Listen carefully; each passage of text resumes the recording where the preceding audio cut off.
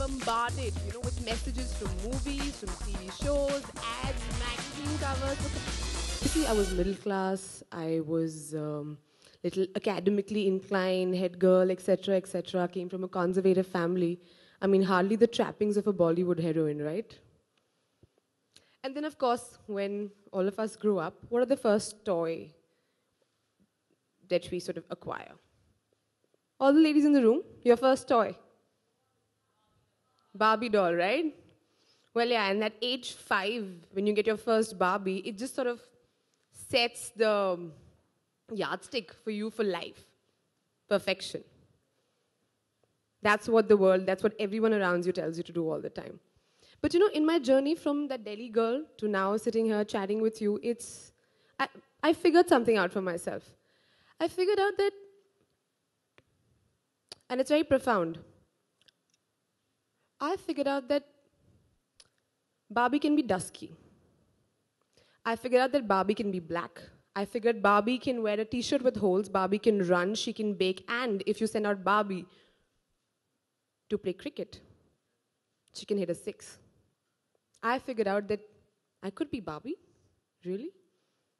Okay, hang on. I'm not trying to blow my own trumpet or anything, but I'm pretty for, by conventional standards. And when I say that, I'm very well aware of the weight of that statement.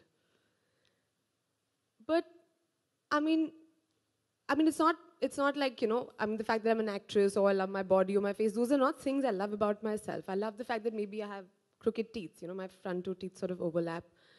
A scar I have on my leg, which I got from playing with my brothers, or that I have hobbit feet. Yes, this is the first time admission to exceptionally large feet. Okay, don't photograph them. Okay, yeah, I know. That's where you're going. No pictures of feet. Okay, go ahead, whatever. But the fact that I love movies. I've always loved watching movies. I've grown up watching them. They've sort of brought the magic alive, and now I'm a part of movies, and it's honestly, it's amazing. And as an actor, every single day, there's so much of scrutiny about my hair, what am I wearing, I should have worn leggings, not flared pants, etc., etc. It's crazy, but hey, at least I signed up for it, right? But that's not just for actors, for everybody, every woman out here. Okay, let me ask you all. Every woman here, me included, now let's be honest here, ladies. Haven't you all, once in your life, looked at another woman who's done nothing wrong with you, who said nothing bad to you, you've looked at her and said, that skinny woman eats all the garbage she wants to eat, anything that comes across her way, and oh my God, she does not put on an ounce. God, please, dear God, just make her wake up one single day and just make her just really fat. We've done that, right? We've done that, right? Come on, I want to hear some applause, a cheer if you've done that ever in your life once. I've done it. I'm sure you have. There you go.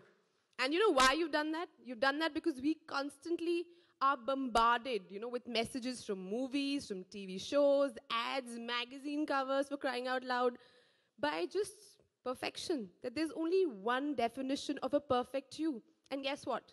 Nobody fits in. Not one of us. We are constantly taught not to love ourselves. But today has been so amazing. It's been really amazing for me because I was back then, I was listening to all this, and I and all of us have seen, heard, experienced such amazing women. Women who didn't sit around waiting for the world to judge or to approve of them. They didn't need anybody else's permission. They just went out there and lived their lives. Full, rich lives. They taught themselves to love who they were. I mean, bhar mein jaye, all the perceptions and all the perceived flaws that we're supposed to have. They didn't need anybody to give them anything. They just took it. Carpe diem. Seize the day, right? Because you already know what the world wants you to be.